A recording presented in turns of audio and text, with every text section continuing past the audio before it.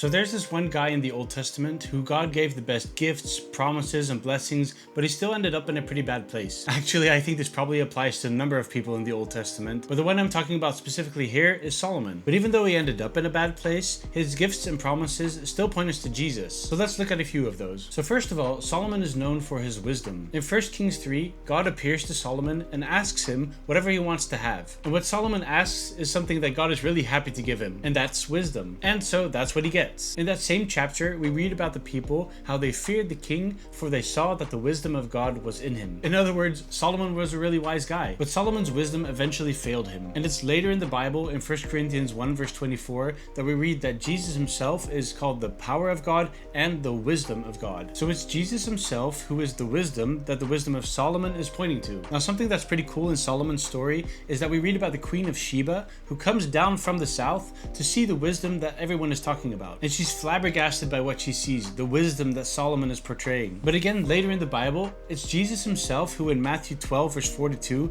talks about the Queen of Sheba. And what it says is, the Queen of the South will rise up with this generation at the judgment and will condemn it, because she came from the ends of the earth to hear the wisdom of Solomon. And behold, something greater than Solomon is here. This is Jesus talking about himself being the greater wisdom. Now, okay, a second thing in Solomon's life that points to Jesus is the temple that he built for God. In 1 Chronicles 17 verses 11 through 12, God is talking to David. He's giving him a promise, and he says this: "When your days are fulfilled, that you must go and be with your fathers, then I will set up one of your descendants after you, who will be from your sons, and I will establish his kingdom. He shall build for me a house, and I will establish his throne forever." So this is God speaking to David about his descendant who will build a house for him. And in the book of Kings and Chronicles, we read that that descendant is Solomon, who will build a temple for God. So in that way, these verses are speaking about Solomon. And God is also saying that he will establish Solomon's throne forever. Now, Solomon passed away, and eventually his and his descendants' throne would cease to exist, at least in the physical, because it was Jesus who said in John chapter 2, "Destroy this temple, and in 3 days I will raise it up." And it also says he was speaking about the temple of his body. So what we see here is that the temple that Solomon built is a foreshadowing of the eternal temple that Jesus will build, which is Jesus' own body. And who does the Bible say is the body of Christ?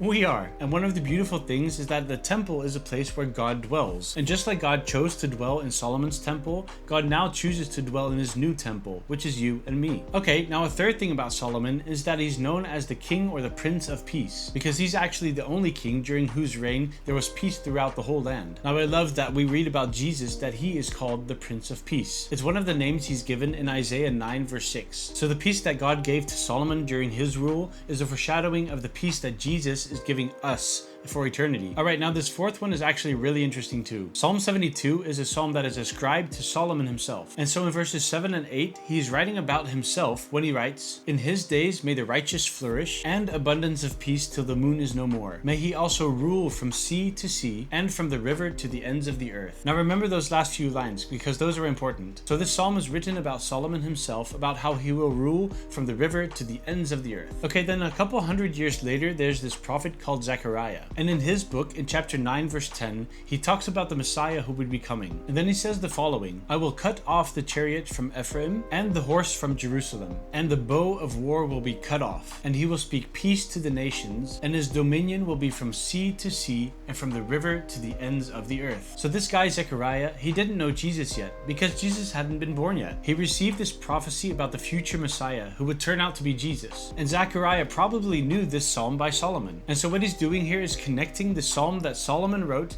to the future Messiah. He's saying that these words that Solomon wrote are not just about Solomon, but that they're about the future Messiah who would turn out to be Jesus. And it's Jesus' rule and reign that would be forever. And his rule and reign would be from the river to the ends of the earth. In other words, everywhere.